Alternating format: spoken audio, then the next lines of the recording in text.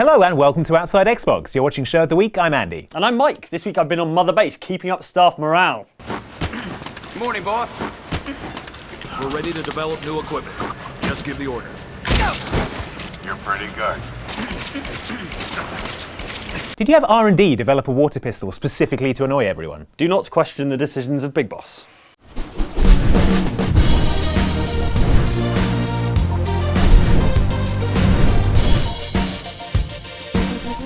When I'm not around, I leave this cardboard box in command. Wow, you are the second least qualified leader I've ever seen. Second? Did you not listen the first 3 times? Listen to what? Yes, second, right behind Jacob Fry, one of the playable Fry twins from Assassin's Creed Syndicate. We recently played some more of Syndicate's story mode and got a closer look at how the game's gang system works. When they first arrive in London, Evie Fry is all business, while Jacob is more concerned with starting a gang. I always thought of myself as a gang leader.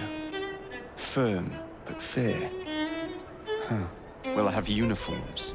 Yes, start with the important stuff, Jacob. You'll need a name as well, though. We'll call ourselves the Rooks. You were never good at chess either. Have you got a better plan? Find the piece of Eden. Oh. And while he's more concerned with fashion and woefully under-equipped to be a gang leader, he's on the right track. You see, the Templar hold on Syndicate's London is achieved through their control of the gangs.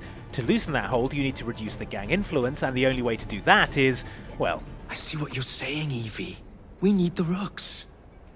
You are not starting a gang called the Rooks. You tell him, Evie. London is split into boroughs, each with their own conquest activities. These range from assassinating prominent Templars, to taking out gang strongholds, to kidnapping criminal gang members for the police, even freeing kids from workhouses. Don't fret, children. Thank you, miss. Break enough of that borough's gang influence and gang war becomes available, where you and that borough's controlling gang finally duke it out toe-to-toe in a good old-fashioned street fight. Winner gets the borough. That unlocks new boroughs for you to take down and plan strikes against from the comfort of your new Assassin HQ, a luxuriously appointed train.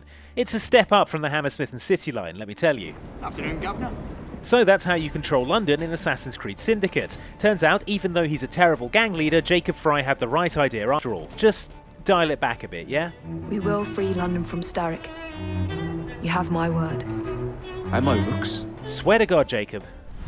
So your Assassin's HQ is on a train now? It's the perfect hideout. Yeah, where did those assassins go, people will say as they chug away on easy-to-follow rails. Oh. Come on. Yeah.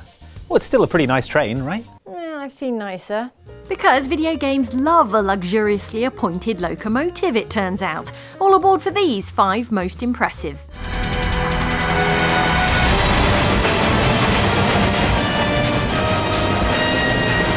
For the last word in luxury train travel, you'll want a first-class ticket on the Blue Harvest. That's the train from the fantastically titled Chase the Express, or if you're from America, the far more boringly titled Covert Ops Nuclear Nuclear Dawn.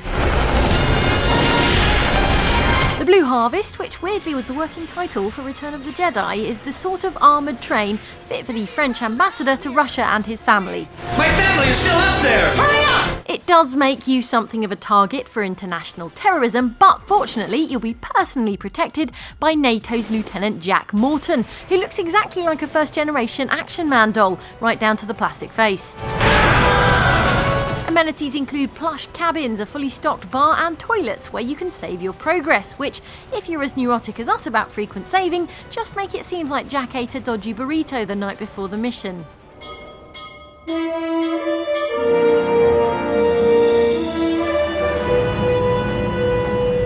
When you die in the world of Grim Fandango, you have to cross the land of the dead to the 9th underworld, the land of eternal rest. Depending on how good a life you've led, you can undertake the journey in your own sports car, on a luxury ocean liner, or the Excelsior line. That sounds good. Yes, she's a beauty. That compass in the handle will sure come in handy too. Oh, probably shouldn't have done all those murders. The best option, however, is the number 9, a top-of-the-line express train. You won't get a lot of time to enjoy its amenities, however. It shoots straight to the 9th underworld, the land of eternal rest, in 4 minutes instead of 4 years. 4 minutes? I'll barely have time to sit down. Can't you take the scenic route?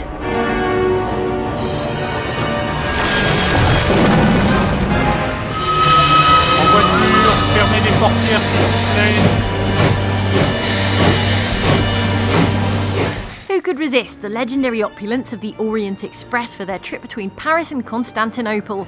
Not Robert Cath from the last Express, though. Given that he's on the run for murder, he'd probably have been happy to lie in the coal tender of the 1114 to Dopest, Siberia.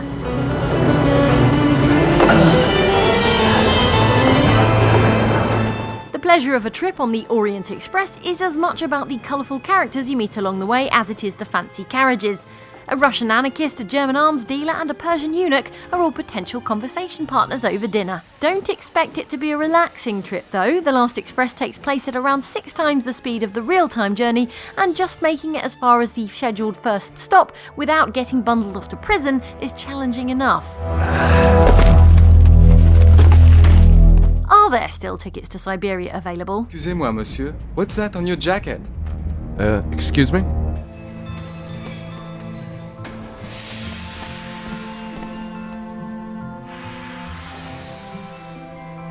In Kingdom Hearts 2, your character starts off in Twilight Town doing menial jobs, and oh my god, it is the worst. Luckily, you soon manage to get out of town on an amazing Disney train.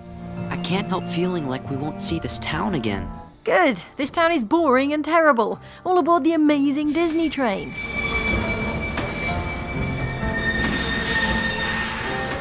This train's many attractive features include giant purple couches, star-shaped windows, meet and greets with Disney characters, a $40 value, and the fact that it travels on glowing magic rails through space. It's even wearing a wizard's hat. I'm sad. Look, we paid a lot of money for this vacation, Sora, and you're going to enjoy it. Is someone there? The government has announced that it has Alright, yes, the Ecliptic Express looks a bit run down now, but that's because it's been overrun with zombies and leech eggs and whatever this guy is. Look past all that and you realise that this is one seriously swish train. Check out the saloon, beautiful dining car and sleeper carriages that make the Hogwarts Express look like the back end of Snowpiercer. What's going on? Who's controlling the train? Go and check out the first engine car. Plus, the staff are so well trained that they'll even carry on doing their jobs after they've become hideously bloodthirsty zombies. Oh, I know I left my rail card around here somewhere, conductor. Now it's time to see what's written in the comments and in Charles Dickens' Mystery of Edwin Drood.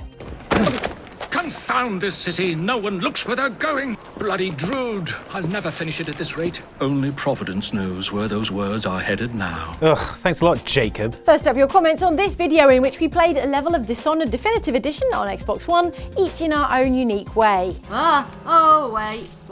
Oh, sorry. I'm Corvo, I'll be your erotic electrocutioner for the evening. Morning, gents. How's it going? Having a good time? Jazz Square sums up the video pretty succinctly, saying, Andy, it's like I was never here. Jane, it's like I was never here apart from that dead guy. Mike, it's like I was never here really, I mean everyone is dead. You can't be noticed if there's no one there to notice, right? Paxlysis feels like they've learned a lot from this video, saying, I never imagined I could see a person's soul by seeing how they play a video game. But Andy is meticulous and precise, Mike is a man of action, and Jane likes to let flesh-eating fish dispose of the evidence after she boils a prostitute to death. Accidentally boils a prostitute to death. Uh-huh. Finally, True Norse Viking is worried, saying, so creepy, when you use dark vision it sounds like that mysterious voice says Alex dies, Alex being my name. Alex dies.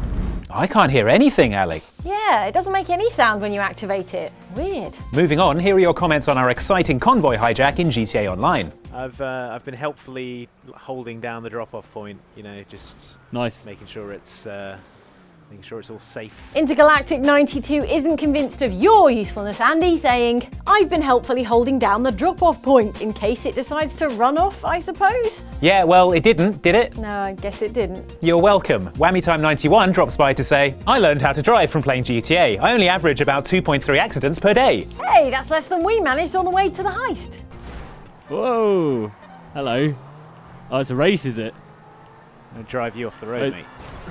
And James Carter thought that part of the heist looked familiar. He says, little Simpsons moment at the end there, but instead of Homer and a car, you have GTA Andy and a truck.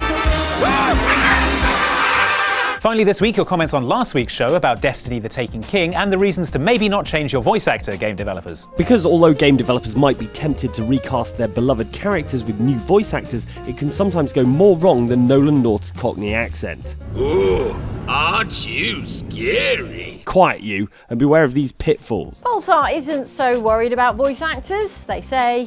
Thankfully, the lack of Stephen Russell's Garrett didn't ruin Thief, the rest of the game did. Damn you, Eidos Montreal. Ouch. Brad Hann has an example of Valve, as ever, getting things right, saying, Gordon Freeman had 7 different changes of voice during the course of Half-Life, but not many people noticed because Valve very cleverly hired voice actors who sound exactly the same when not saying anything. Man, a few words, aren't you?